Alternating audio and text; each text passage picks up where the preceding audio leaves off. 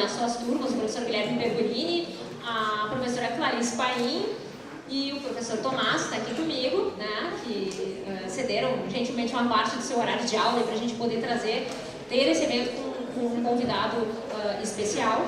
E a gente conseguiu, então, eu acredito que tenha sido a primeira vez, eu acho, no bate-papo, trazer um profissional que teve experiência direta de trabalhar com o programa das Nações Unidas e, mais ainda, em um país para o qual a gente o Brasil já prestou a sua cooperação, né? E sobre o qual a gente tem falado muito pouco, que é o Timor-Leste. Então, passado aquele momento ali da independência do Timor, a gente pode dizer, eu acho que a situação ficou um pouco esquecida, né? Bom, em primeiro lugar, gostaria então de apresentar oficialmente nosso convidado, André Castanho Giotto, que é graduado e pós-graduado pela Universidade do Vale do Rio dos Sinos, foi diretor do Ministério Público Federal para a Fronteira Oeste, assessor do Ministério Público Federal, é defensor público desde o ano de 2002, né, e atualmente é subcorregedor geral da Defensoria Pública do Rio Grande do Sul. Né. E no que tange aqui a questão internacional, a gente pode destacar, ele foi integrante da Missão Internacional para a Estruturação do Sistema de Justiça do Timor-Leste, junto à ONU e ao programa UNDP, United Nations de Desenvolvimento, professor de Direito Civil, né, do Centro de Formação Jurídica de Timor-Leste, nos anos de 2012 e 2013, avaliador internacional da ONU desde 2014 e coordenador agora, próximo passo, né, vai ser coordenador nacional da Força Nacional de Defensoria Pública e Execução Penal. Né? Então, um profissional com uma larga experiência na área jurídica. Né? E antes da gente começar, eu queria fazer uma breve introdução, para quem não recorda, um pouco desse histórico do Timor-Leste. Né? O Timor foi...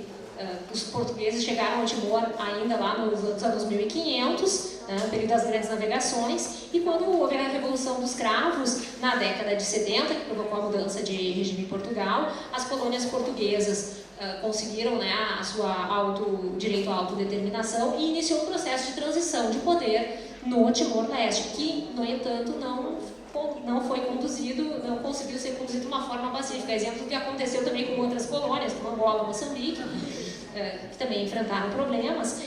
No caso do Timor, isso terminou em guerra civil também, e nesse momento a Indonésia aproveitou a oportunidade e ocupou o território do Timor. Né? Para quem não sabe, uma ilha, o Timor-Leste, a parte de uma ilha no sudoeste asiático, e essa situação se perdurou até o final dos anos 90, quando a população houve um referendo, a população preferiu a independência e foi necessário passar por um processo com uma missão de paz para conseguir completar esse processo. Havia milícias que questionavam também esse período de transição.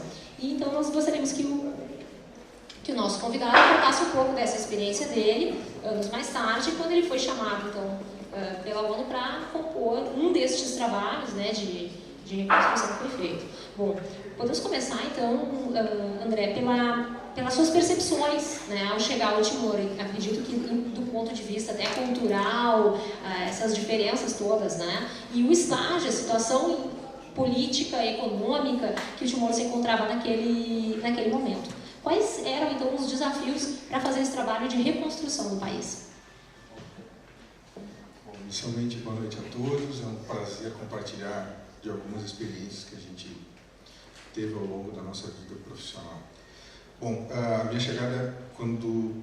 Esse programa, vamos começar do início, é um termo de cooperação trilateral firmado entre o governo brasileiro, o governo da República Democrática de Timor-Leste e a ONU através de uma de suas agências, que é a UNDP ou PNUD, né, que é o Programa de Desenvolvimento das Nações Unidas.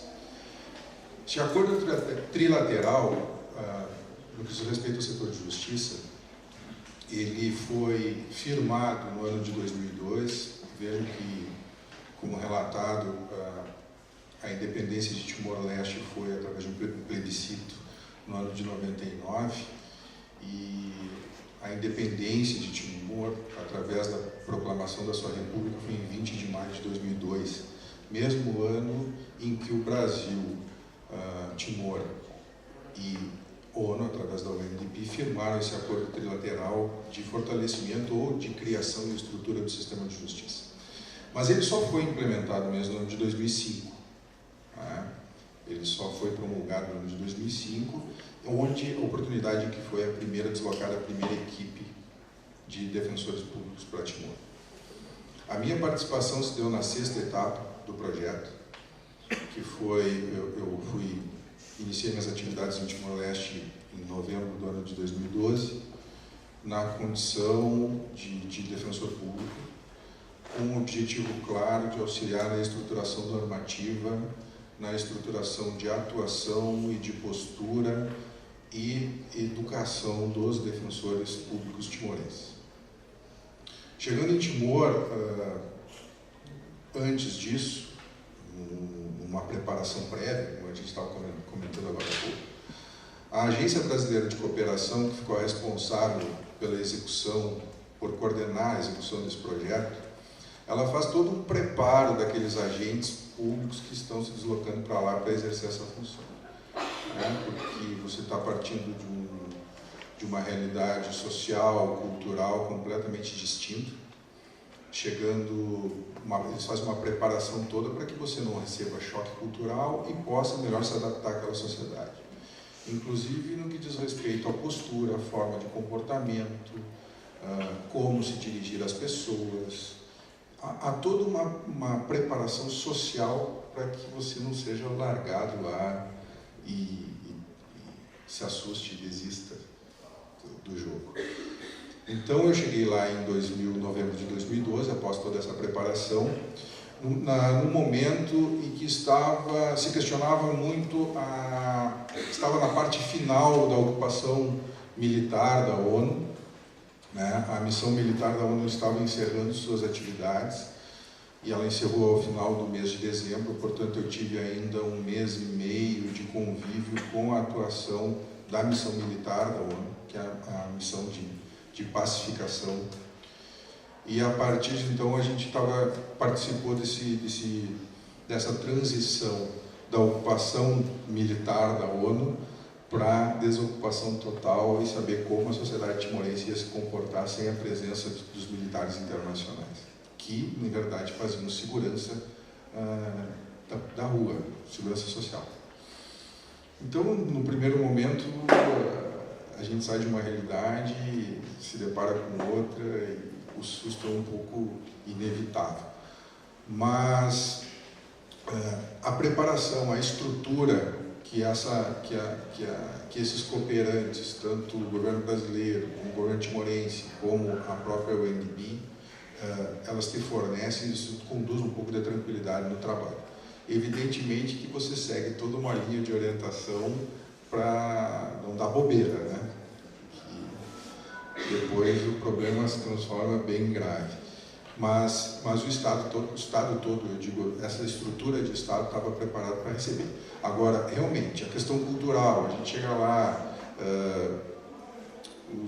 a questão da língua, muito embora Timor tenha como língua oficial o português, e depois eu já falo o porquê do português na língua oficial de Timor, acredito que não chega a 20% da população timorense que fala a língua portuguesa. Os que falam a língua portuguesa são todas pessoas mais velhas, pessoas que eles chamam de catuas, pessoas mais experientes, que tinham como a língua portuguesa um período, aprendizado da língua portuguesa num período prévio, antes da ocupação indonésia. Por quê? Porque o português, a língua portuguesa, durante o período de ocupação indonésia, ele passou a ser uma língua símbolo de resistência. Então, hoje, dentro da estrutura de línguas oficiais, tem o português e o téton, que é uma língua própria, uma língua nativa, muito próxima. Ela se aproxima muito de uma língua indígena, ela não conjuga verbo. Se a gente vai traduzir o téton literalmente, é até interessante, né?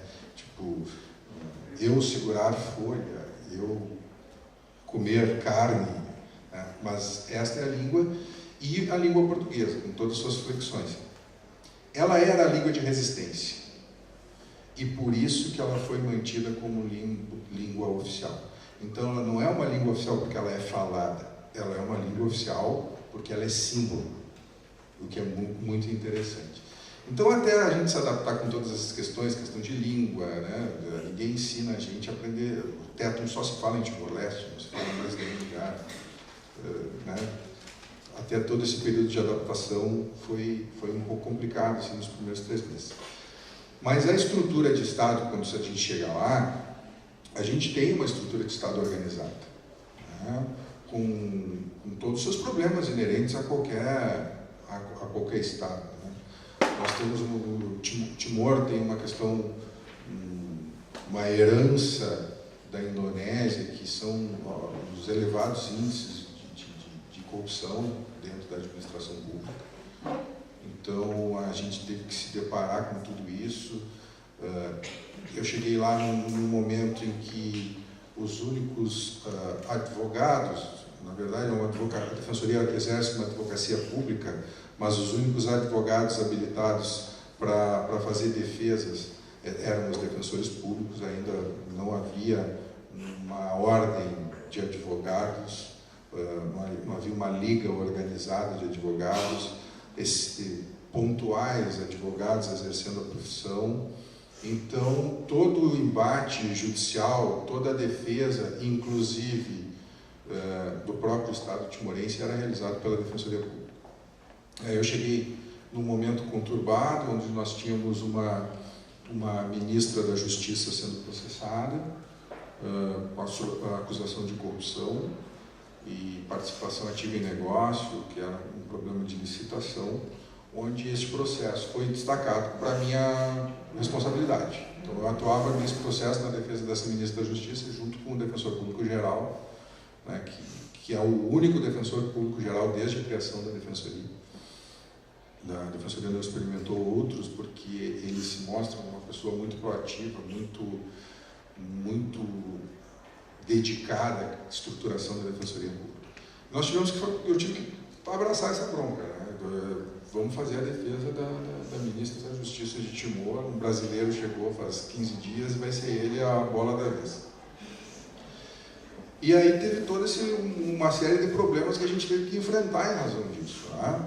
Porque nós tínhamos lá esta ministra da Justiça, de um partido de situação, né? Onde a base do parlamento e a base da estrutura do sistema de justiça era composta de pessoas ligadas a partidos de oposição, principalmente um partido que se chama Fretilin, que é o Frente Revolucionária de Timor Independente, e onde havia uma pressão muito grande punitiva em relação a essa ministra. O que aconteceu? Timor é um país que se diz, ou está previsto na sua Constituição, como um país democrático, um país com garantias individuais previstas na norma constitucional, mas que da norma constitucional para a sua aplicação efetiva há uma distância muito grande. Então, eu me deparei com um processo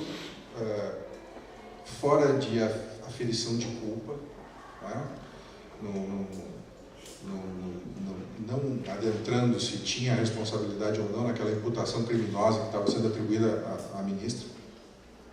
Mas acontece que o tribunal, com aquele afã de condenar a ministra da Justiça, estava aplicando uma norma penal retroativa, né? Ela pegou uma norma posterior e estava aplicando por fato pretérito, que, para aqueles que não fazem o curso de Direito, afronta ao raso do sistema penal. E, com base nisso, eu tive que entrar com sucessivos recursos, e habeas corpus, e ela foi presa nesse meio tempo, e recursos e habeas corpus para mostrar que aquilo que o Tribunal de Timor estava aplicando era contrário a tudo aquilo que tinha dado sentido à criação do próprio Estado timorense, né? Que era a democracia, a sua independência, a sua autodeterminação, a liberdade. E da forma como eles estavam interpretando, na verdade eles estavam aniquilando com tudo aquilo que se pretendia buscar. E aí foi quando eu me deparei com a pior situação em Timor, fora questões pontuais de convívio social. Foi quando, de uma forma, através de um recado que eu recebi de um outro agente que estava lá em Timor, de que o Tribunal de Recurso, que faz as vezes do nosso Supremo Tribunal Federal, iria começar a aplicar multas processuais em mim, porque eu estava usando de recursos excessivos em benefício da ministra. O que aconteceu? Um mês e meio brasileiro, sozinho, em Timor-Leste, do outro lado do mundo, o que eu vou fazer? Vou correr para aqui. Foi aí que daí toda essa estrutura se apresenta. São nesses momentos que a estrutura se apresenta. Eu me socorri na Embaixada Brasileira e tive um amparo muito grande. E o que eu ouvi do embaixador à época foi simples e objetivo. Tu és um representante do governo brasileiro aqui, tu tens as tuas prerrogativas, tu tens a tua liberdade de expressão, tu tens o teu trabalho, tu tens a tua seriedade, tu continua fazendo o que tu está fazendo. Aquilo me fortaleceu e a gente continuou, né? E por aí foi. E daí outras questões sociais também, de convívio social, mas basicamente este impacto e este amparo estrutural de todos esses agentes cooperantes aí foi muito importante para o início do jogo. Bom, boa noite também aqui, André. Boa noite a todos os presentes, especialmente meus alunos. Olá. Bom, eu quero seguir uma pergunta que alguns pontos até já trocaste com a resposta de agora, mas tocando no aspecto de ordem mais, vamos fazer assim, de percepção política, tu como tendo testemunhado essa realidade de Timor. Bom, como já dito aqui, mas é bom lembrar, depois do fim do domínio da Unesco de Timor, a administração pública do país ela ficou a cargo da ONU, especialmente na frente o Sérgio Vieira de Mello, que vocês todos aqui, se não sabem quem é a pessoa, por favor, saibam. Enfim, que foi uma pessoa muito importante dentro da história da ONU e da história do Timor-Leste. E duas perguntinhas relacionadas a isso. Se a figura dele, a imagem, como principal representante da ONU nesse momento de transição, ainda é lembrada. E uma outra questão, ainda quanto à missão da ONU junto ao Timor, se os timorenses têm uma percepção da presença da ONU como sendo uma intervenção indevida, como por exemplo alguns têm no Haiti. É uma questão delicada, porque mal ou bem é um país que se julga independente, mas que tem a presença de uma missão de paz, de governança internacional, ou se, digamos, a questão da relação do Timor com a ONU é, se não pacífica, pelo menos de coexistência. Bem, a administração transitória da ONU, ela foi de 99, do período do plebiscito, até 2002, quando da proclamação da independência. Neste período de transição, é o momento em que o embaixador Sérgio Vieira de Mello administrou. Ele era o representante do secretário-geral das Nações Unidas em Timor. A importância do embaixador Sérgio Vieira de Mello foi ímpar no que diz respeito ao início de estruturação do Estado timorense. Toda a base normativa do Estado timorense existente, e muitas delas ainda aplicáveis até hoje, foram criadas pela administração transitória. Elas se deram através de regulamentos que eles chamam regulamentos UNTAED, que é UNTAED identificando, né? United Nations Transitional Administration in East Timor. Então, toda a base normativa estrutural foi preparada e toda ela é firmada pelo embaixador Sérgio Vieira de Mello. Então ele teve uma importância muito grande. Bom, o quanto isso, os aspectos positivos em relação a isso, ou como é feita a leitura disso hoje, bueno, aí a conversa já é um pouco diferente. Veja só, ali naquele momento de período de transição, realmente se precisava ditar regras básicas, normas básicas de convívio, de estrutura de Estado. Acontece que se você e Timor possibilita isso, porque Timor-Leste é um país que tem uma população de um pouco mais de 1 milhão de habitantes, né? Então a população do país todo é menor do que a população de Porto Alegre, né? Então você consegue ter acesso às pessoas, a líderes revolucionários, a líderes, a gestores que participaram de todo um sistema de uma forma muito simples, como a gente está conversando aqui. Então eu tive a oportunidade, por exemplo, de conversar sobre esse assunto com três pessoas marcantes na administração, né? O primeiro deles era então o primeiro-ministro, o Kaihara Xanana Gusmão. Tive a oportunidade de conversar sobre o mesmo tema com o José Ramos Horta, certo? Que o Kaihara Xanana Gusmão, primeiro-ministro, José Ramos Horta, ex-presidente da República Timorense. Todos eles reconhecem o aspecto positivo da estruturação, da participação da UNTAET, através dos regulamentos promovidos, a dedicação do Sérgio Vieira de Mello na estruturação do Estado timorense. Todos eles reconhecem e reconhecem muito até hoje. De contraponto, nós temos uma posição já de partidos hoje que se consideram de oposição, por exemplo, em que eu vi uma manifestação também de um ex-primeiro-ministro, Mariel Katiri, no lançamento de um livro de uma brasileira, que ele fala inclusive um pouco disso. O título do livro eu até trouxe aqui para referir, é As Nações Desunidas, Práticas da ONU e a Construção do Estado em Timor-Leste. O des, ele fica entre parênteses, assim, então As Nações Desunidas. E ele refere um pouco, no discurso de lançamento do livro, ele disse um pouco isso. Ele disse o seguinte, que na verdade o Timor saiu de um sistema ditatorial imposto por Suharto no período de ocupação indonésia e passou de uma ditadura indonésia para uma ditadura da ONU, né? Onde a ONU impunha todas as suas regras, todos os seus conceitos, todas as suas bases, todos os seus paradigmas, contrariando muitas vezes toda a questão tradicional e cultural de Timor-Leste, que é muito forte. Agora, o problema da ONU é o seguinte: você vai lá no Estado timorense, na Ásia, com toda a sua complexidade social, cultural, e aí, dentro de um mesmo sistema, você tem um australiano dizendo que tem que ser X. Aí vai um português dizendo que tem que ser Y. Vai um brasileiro dizendo que tem que ser Z. Vai um americano dizendo... Então, você tem lá as agências de cooperação do mundo inteiro tentando ditar regras, seja na agricultura, seja no comércio, seja no sistema de justiça, com Brasil, Portugal e Moçambique.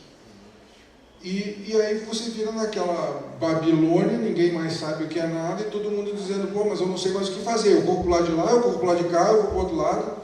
Então, essa é um pouco da base do estudo, que é a tese de doutorado da Kelly, que ele fala, pô, as nações desunidas, né? Como é que você vai querer ditar uma regra para uma sociedade que é altamente complexa, onde trabalham, eles têm um lado espiritual muito presente. Eu chego a me arrepiar de falar nisso, porque é muito presente. Uma questão voltada à terra, o amor à terra. Eles têm um líder espiritual que eles chamam de Lianai, tem muito mais força do que qualquer pessoa, exceto o Kaihara Xanana Gusmão. Então, você tem que entrar com toda essa carga de normatividade, com essa carga pré-determinada contra um sistema muito complexo, isso vai gerar uma queda. Então, toda essa questão da presença da ONU também tem que ser um pouco... Por isso que quando se parte para uma missão dessa aí, você tem que ter muito claro o que você vai fazer e o teu nível de respeito em relação ao que você vai encontrar. Porque é quase, como tu disseste, é quase um neocolonialismo onusiano, digamos assim, né? Mas ainda nessa linha da questão da própria reestruturação normativa, institucional, como é que foi, assim, em linhas gerais, é claro, esse processo de implementação de um sistema jurídico, especialmente quanto às experiências do mundo ocidental, de países como o Brasil, Portugal, até Moçambique, inclusive, os países estavam envolvidos nessa transição de um país, de uma colônia ou de um país dominado para um país independente, quanto que influenciou o modelo adotado no Timor, isso e bem que tu disseste, e quanto esse modelo é adequado à realidade local hoje. Porque, bom, o Brasil foi colônia, a gente sabe como é que, a gente sabe historicamente como é que é a transição de ser um Estado colonial para um Estado livre com instituições próprias. Então, quanto hoje do Timor é o Timor, no sentido da sua cultura, do ponto de vista do direito, da sua cultura, das suas tradições, e o quanto que é influenciado ou criado pelos Estados que, mal ou bem, auxiliaram nessa transição timorense. E também essa questão dessa preparação, né, da população de lá para conseguir trabalhar dentro dessa lógica, desse modelo que foi colocado. Bom, então vamos lá. Só para a gente ter uma ideia do mapa de Timor, Timor-Leste, um pouco mais de 1 milhão de habitantes, tem 4 grandes cidades, que é a capital Dili, Baukal, Suai e Oicusse, que é um enclave dentro do território indonésio. Então Timor não está só na parte oriental. É a Berlim do Timor-Leste. Ela não está só na parte oriental da ilha de Timor, né? Ela tem um enclave lá no meio da Indonésia que chama Oicusse, que são as 4 maiores cidades. Bom, o sistema formal de justiça, digamos que dos últimos 5 anos que ele começou a ser compreendido nestas 4 cidades. Fora disso, não existe sistema formal de justiça. Existe sistema tradicional de justiça. O costumeiro, que é o promovido pelos líderes espirituais, que são os lianais, que lá quando eles fazem o procedimento de conciliação, está lá, está a mesa do lianai, do lado está a Constituição da República Democrática de Timor-Leste, o Código Penal de Timor-Leste, que é de 2008, o Código de Processo Penal de Timor-Leste, que é de 2010, o Código Civil de Timor-Leste, primeiro Código Civil, que é de 2012, ele nunca abriu, ele não sabe o que está escrito em nenhum deles. Mas quando ele está operando a conciliação, ele bate em cima da Constituição. É simbólico. Né? Então, e não só simbólico, com base. Aquilo, ele está dizendo o seguinte: aqui eu sou o representante do Estado. Embora ele não seja formalmente. Culturalmente, sim. Ele é respeitado, ele tem uma autoridade. Ele tem uma autoridade imensa, mas não é um representante do Estado. E aí, como está o problema todo, é fazer com que as pessoas compreendam a importância de um sistema formal, se é que ele vale para alguma coisa, de um sistema formal de justiça para a busca de resguardar o seu direito, os seus direitos, que nada mais é do que o exercício de cidadania. Tá? Então, o quanto importante a participação para desenvolver, não a compreensão de que um juiz vai decidir, de que um defensor está ali, que um procurador da República está do outro lado, que há uma triangulação, uma angularização processual. Não. Ele tem, o quanto é importante fazer com que ele entenda que, quando ele se sentir violado em algum direito básico, ele tenha a quem recorrer. Isso porque até então a quem ele vai recorrer é ao lianai. Entendeu? Então o que acontece? Problema da confusão do sistema formal e tradicional de justiça. O que o sistema formal vai resolver, o que o sistema tradicional vai resolver. Então quando eu cheguei lá ainda estava nessa briga. Na área criminal, por exemplo, delitos que envolvem sangue é a justiça formal. Então vai para os tribunais, vai para dentro do processo criminal. Onde não envolve sangue, quem resolve é o lianai. Se alguém é morto afogado, fica com o lianai. Fica complicado. Isso se encontrarem o corpo. Né? Então tem toda essa questão. E agora o maior embate está, e isso está passando agora, ou seja, aquilo ainda é muito efervescente, aquilo ainda está em fase de construção. Que é, e isso eu saí de lá, e isso eu falei numa reunião, porque como esse acesso é muito fácil, você consegue conversar com parlamentares. Então eu participei da comissão, em reuniões da Comissão de Constituição e Justiça, deles lá, nesse sentido. Agora a ideia é a seguinte: então, como a gente não sabe o que cada um faz, a gente vai ter que normatizar a justiça tradicional. Aí eu disse: não, mas daí se você vai normatizar a justiça tradicional, ela vai deixar de ser tradicional e formal. Vai acabar com isso tudo, vai acabar com isso tudo. Termina com. Aí aniquila total toda a história de Timor. Então você está todo nesse jogo. E essas cooperações, elas estão ali no meio deste conflito. Acontece, e aí para encerrar a tua pergunta, que toda a estrutura normativa hoje de Timor, muito embora com algumas adaptações, ela é um copia e cola da legislação de Portugal. Tá? Então, começa pela Constituição de Timor. Sendo Moçambique, Angola, e tal, assim, nas ex-colônias portuguesas. Exato. Então, tem toda uma estrutura. O Código Civil, que é de 2012, né? Nasceu em 2012 com cara de... porque eu fui professor do Centro de Formação Jurídica de Timor-Leste, que é onde formam os juízes, os promotores e os defensores públicos. E eu dizia, olha, esse código, a gente está estudando um código da aula de 2012, comecei no final de 2012, se a gente está estudando um código desse ano, que é novinho, né? É um bebê, cheirosinho, bonitinho, mas ele tem cara de 16, ele tem o cara do Código Civil Brasileiro lá de 1916, ou seja, já começou mal. Começou mal. Porque foi um copia e cola. E aí eles ainda quiseram misturar, porque Timor, isso eu não posso deixar de falar na questão da cultura de Timor, que é o mais interessante da cultura de Timor. Timor, dentro das suas regras sociais, existe o que chama de casamento parlaqueado. O casamento parlaqueado, e aí a gente vai chegar no ponto estrutural de todo o problema social de Timor. O casamento parlaqueado, ele nada mais é do que a aquisição do homem, ele adquire a mulher no casamento. Tá? Então, na visão da sociedade timorense, a mulher ela é propriedade do homem. Ele paga, e paga em pecúnia. Talvez não pecúnia, não dinheiro propriamente dito, mas ele é animais, caixas de cerveja. E depois eu vou contar um fato que aconteceu comigo. Eu estou num julgamento no tribunal, violência doméstica, julgamento, um processo de violência doméstica, onde só chegou ao tribunal porque o pai da mulher levou conhecimento do sistema formal de justiça, porque ela não, por quê? Porque ela é propriedade do cara. Ela não.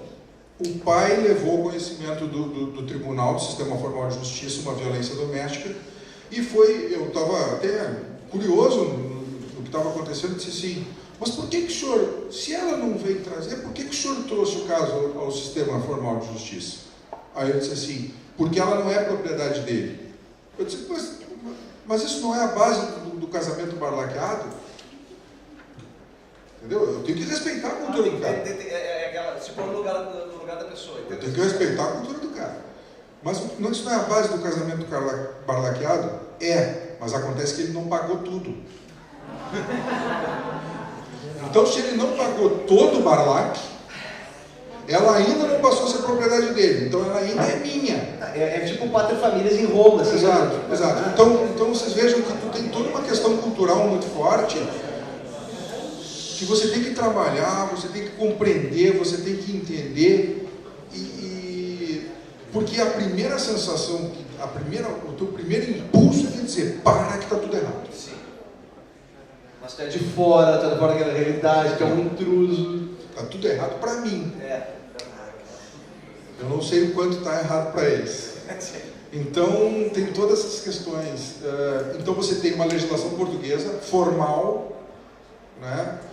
Uma legislação, e não tem outra, formal, complexa, de uma realidade diferente, uma realidade ocidental, uma realidade lançada dentro de um sistema cultural altamente complexo, impondo a eles que eles respeitem aquilo que eu estou dizendo que é verdade ou não. É muito complicado. Um ponto que me chamou a atenção, né, também, aqui no Brasil a gente tem a Defensoria Pública, né, como é importantíssimo para garantir o acesso à justiça, né, isso como um direito básico da população, né. No caso timorense, essa estrutura, ela pode ou já está, né, contribuindo, de que forma para também a gente trabalhar a questão de redução de desigualdade. A gente sabe que após todo esse período de domínio, muitas questões devem ter ficado mal resolvidas, né? Quer dizer, buscar esse desenvolvimento, não à toa essa agência da ONU é a que acabou se envolvendo com esse programa, né, justamente a que trata da questão de desenvolvimento, como é que formar essa estrutura, que aqui mesmo no Brasil a gente já vê, às vezes o pessoal brinca que a defensoria é prima pobre, quer dizer, outros entes da justiça acabam ganhando atenção antes da defensoria, e no caso timorense, como é que foi a estruturação justamente deste setor e que papel isso desempenhou nessa reestruturação? A primeira ideia de defensoria em Timor começou em 2000 um regulamento de 2000, onde essa administração transitória da ONU precisava de agentes que fizessem a defesa dos crimes de guerra. Tá? Então ali se iniciou, a gente precisa ter agentes destinados exclusivamente para patrocinar a defesa dos processos de crime de guerra. A partir dali, em 2002, e aí amparado, veja só, a Defensoria Pública Brasileira, ela é de 88. Ela foi pós-Constituição de 88. Né? Muito embora se antes a Defensoria Pública do Rio Grande do Sul, por exemplo, a criação dela como base é de 1964. Né? Do Rio de Janeiro é um pouco mais antiga. Mas elas tinham uma outra visão, eram braços do Estado, da Procuradoria do Estado prestando assistência jurídica. É mais ou menos assim que começou por lá também. Então, eles precisavam de alguém que fizesse a defesa. Formaram agentes, todos colados grau em Indonésia, a maioria na Indonésia, né? Então exercendo as profissões ali. A partir dali, com a necessidade, todas essas bases normativas do Sérgio Vieira de Mello, a partir dali, com a necessidade de condução social das causas que eram levadas ao tribunal, ele então criou, através de um regulamento, a Defensoria Pública, na verdade chamada ali ainda também de Assistência Judiciária Gratuita. Em 2001. A Defensoria só conseguiu encontrar assento normativo, só tem uma lei própria em 2008. Então a Defensoria é muito nova, e como muito nova, ela também é da mesma forma. Ela lá, enquanto eu estava lá agora, em julho, a gente foi fazer uma inspeção na Defensoria Pública de Balcal, deu um problema com o carro, simplesmente quebrou o eixo, a gente ficou na estrada a noite toda, foi, nossa, bem interessante a experiência. Não quebra o eufemismo. E quando nós retornamos, né, a gente foi lá praticamente resgatado. Quando voltou para a capital,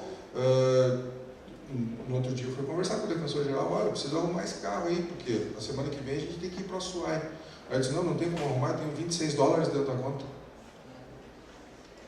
Eu disse, como $26? A gente está em julho, tem $26 de manutenção de viatura até o final do ano. Eu disse, não, fecha o negócio então. Então, o problema de estrutura tem. Quando eu cheguei lá, eram 19 defensores públicos para todo o país. 19. Hoje, através dessa turma que foi formada, que eu participei da formação, hoje a gente chega em 24, 25 defensores públicos. É um número pequeno para a população? É muito pequeno para a população. É um número pequeno para a demanda? Não, porque a demanda não chega. Porque ainda não se tem... A sociedade ainda está em fase de construção, de conhecimento, construção de cidadania.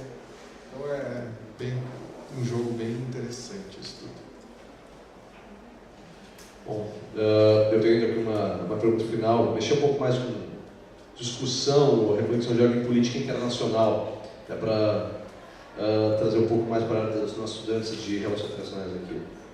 No período pós-Guerra Fria, a gente consegue observar um aumento no número de operações de paz autorizadas pelo Conselho de Segurança da ONU, né? Enfim, a era das operações de paz, inclusive as malfadadas, como Somália, por exemplo. Mas isso não significa que elas estão sendo um mecanismo eficiente para solucionar plenamente os problemas, né? Enfim. E no teu caso específico, após ter acompanhado por esse período os projetos de reconstrução e ter regressado ao Timor anos mais tarde, como é que tu avalias esses projetos que a gente chama state building ou nation building? Se eles estão, ao menos em parte, atingindo o propósito. Claro que, obviamente, com foco no direito, mas além, assim, no sentido da sociedade timorense, que, na verdade, nem seria uma questão de reconstrução, de construção, porque é uma sociedade que era então inexistente. Né? Então, como é que esses esforços, especialmente os patrocinados internacionalmente tenha atingido o resultado proposto. Se parcial ou totalmente, acho que totalmente nada consegue, mas na tua visão, qual tem sido o grau de sucesso dessas tentativas de reconstrução, ou melhor dizendo, construção do Estado de Timor-Leste? Em alguns aspectos eu não tenho dúvida de que isso efetivamente ocorreu. Por exemplo, na área da agricultura. Né? A Timor-Leste era um país que até então a sua produção, que a produção industrial é zero, mas a produção agrícola estava voltada para o café e para a exportação de sândalo. Sândalo. Sândalo. É que eu falei assim. Fala comigo, mostrou. E então, depois, na questão da questão da agricultura, por exemplo, hoje Timor produz muito arroz, né? Então existe um trabalho destas agências especializadas no que diz respeito à preparação da comunidade para a sua subsistência. Tá? Isso nesta área. Na área da indústria, tá? Nós tínhamos a presença lá, e aí através da cooperação brasileira, do Senai, e aí tem um conflito muito forte com a questão da cultura indonésia. Né? Os caras dão um valor muito grande para a formação. O cara fez graduação, fez pós-graduação, fez o mestrado, fez o doutorado, ele é o rei da cocada. O outro não é nada. O Brasil inverteu um pouco essa lógica. O Brasil foi para lá e ensinou o que a comunidade timorense precisa. Sociedade asiática. A base da locomoção é via moto? Então vamos ensinar os caras a consertarem moto.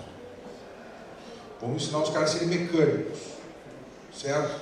Por quê? Porque não vai ter espaço para formar todo mundo. Sim, a cultura do bacharel não vai funcionar lá. Não vai funcionar. A gente precisa... Não tem, porque uma sociedade com 1 milhão de graduados, ela não vai ter quem... Ela não está estruturada, ela precisa disso. Você pega 3 autores e não sabe trocar uma lâmpada, basicamente.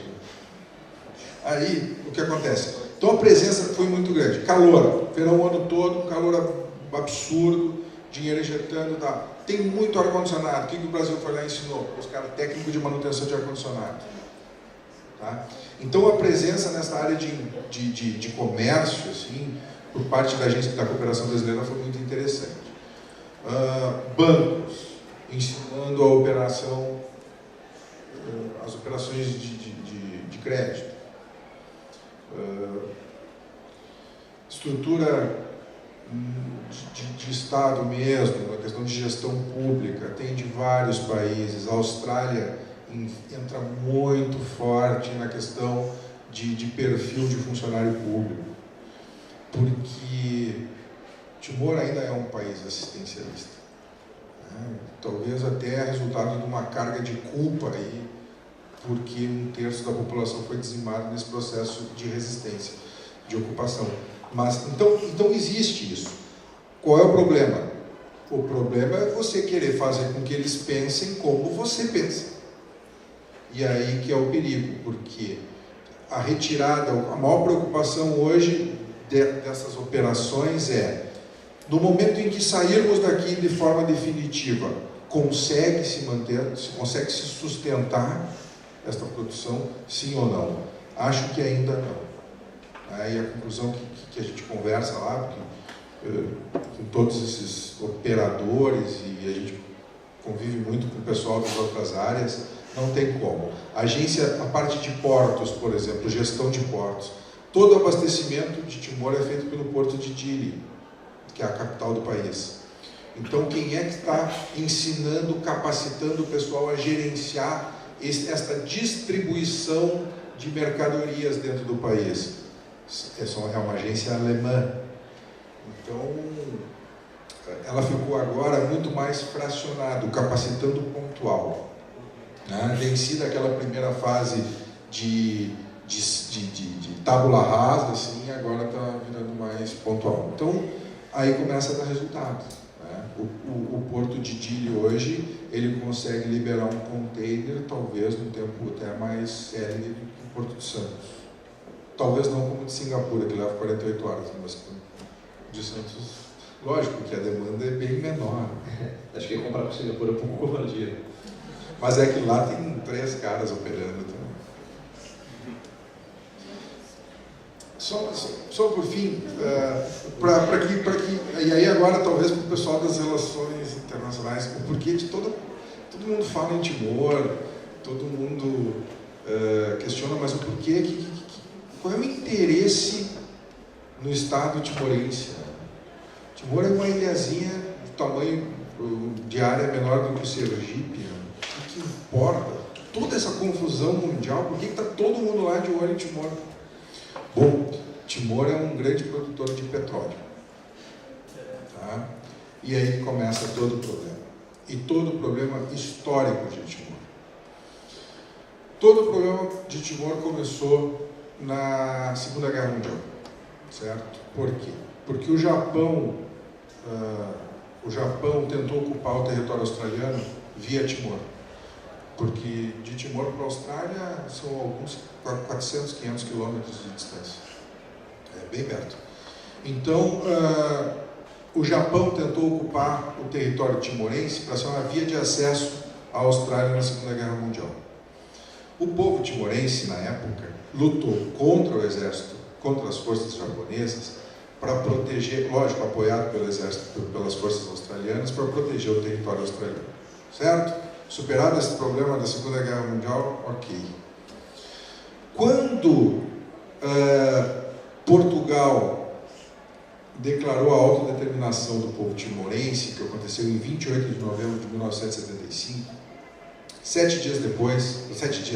9 dias depois, dia 7 de dezembro de 1975, ocorreu a invasão do território timorense por parte das forças militares da Indonésia. Pois bem, qual foi a postura da Austrália em relação àquele povo que na Segunda Guerra Mundial teria defendido a invasão japonesa no território australiano? Nunca mais entro na Austrália depois disso aqui, né? Está gravado, hein? Está gravado. Uma vez para a Austrália. O que aconteceu? A Austrália fez um acordo com a Indonésia no seguinte sentido. O ponto principal de petróleo de Timor, ele está no Mar de Timor, que é o mar que divide Timor da Indonésia. Timor da Austrália. Tá? É o Mar de Timor que é o que fica entre a Austrália e Timor-Leste. Quando a Indonésia ocupou Timor, a Austrália fez um acordo com a Indonésia no seguinte sentido: vocês ocupem o território timorense, a gente não vai estar nem aí para vocês, mas o mar territorial vai lá na areia. Tá? O mar territorial australiano, a divisa não vai ser aqui, ele vai lá na areia. Por quê? Porque daí o petróleo que estava ali seria de propriedade da Austrália. Certo? O que aconteceu com isso tudo? Aqui a base militar australiana, revoltada com toda essa situação, disse o seguinte: vocês vão sacanear com quem nos defendeu quando o bicho ia pegar para o nosso lado. E aí gerou toda essa problemática que no fim a Austrália acabou, de uma forma pacífica, apoiando a decisão de retirada das tropas da Indonésia de Timor. Até hoje continua a discussão em Timor de quem vai explorar o petróleo timorense. Tentaram levar para uma corte arbitral na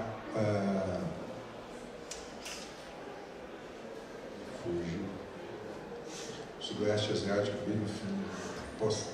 País-estado, cidade-estado, Singapura,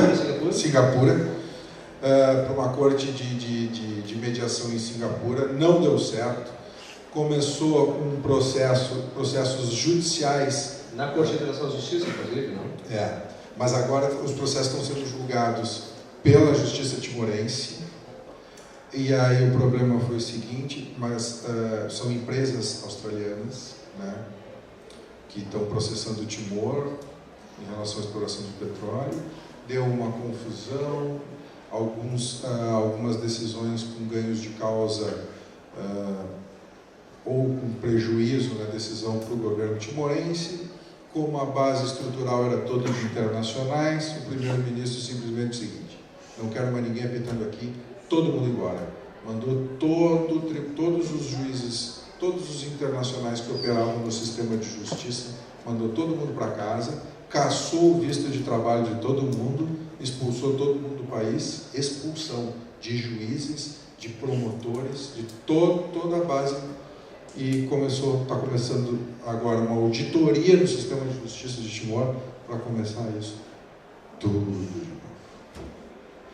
Agora, para encerrar, tem o quão é sofrida a vida daquele povo, e para aqueles que vão, vocês estão na fase de construção de conhecimento, de estruturação, de definição do que vão operar, que muitos veem para essa linha de atuação internacional.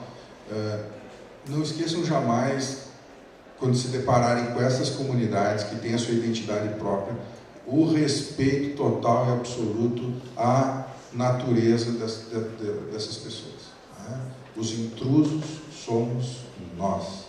E para concluir tudo isso, eu só gostaria de citar um trecho de um livro que uma repórter brasileira escreveu em 1999, no dia da desocupação indonésia do território timorense, que ela diz o seguinte: em pleno centro de Dili, completamente carbonizado, onde os prédios foram transformados em amontoados de ferros retorcidos, com destroços que continuam a cair, ameaçando quem passa, vejo um senhor contemplar da calçada o estrago sem uma lágrima, mas com uma expressão de dor profunda e surda. Ele olha para mim, encontra meu olhar desolado e diz, numa mistura de tétano e português, a frase que eu ouviria tantas vezes em Timor. Porque quando Timor foi desocupado pela Indonésia, em 1959, as tropas militares indonésias queimaram todo o país. É interessante a leitura disso. E este senhor olha para a repórter e diz o seguinte: queimado, queimado, mas agora é nosso. Obrigado.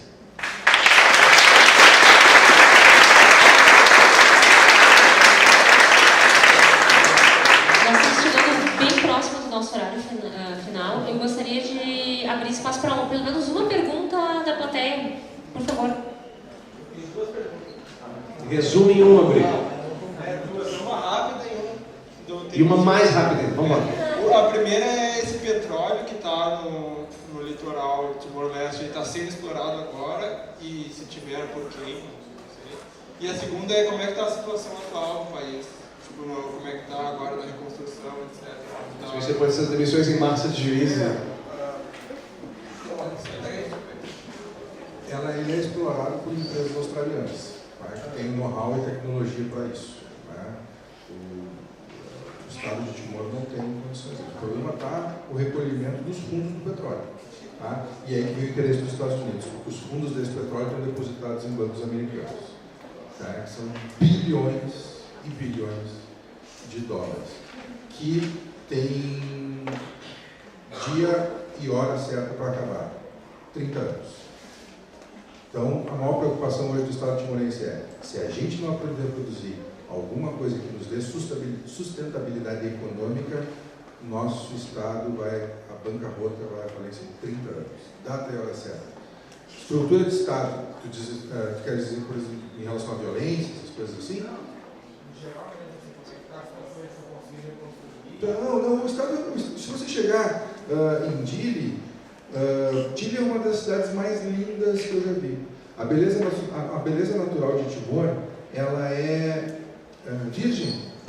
Você encontra um estado como não existe poluição, não existe, o mar é lindo, as cidades são lindas, o interior são florestas maravilhosas. Não existe a questão de estruturação social. Quando eu estava em Timor, foi aberta a primeira sorveteria do país. Tá? Mas tropical, Tá? Agora abriu um box. Tá? Quando eu estava lá em julho, abriu um box. Né? É o box do Burger King. Aqui é indiano, né?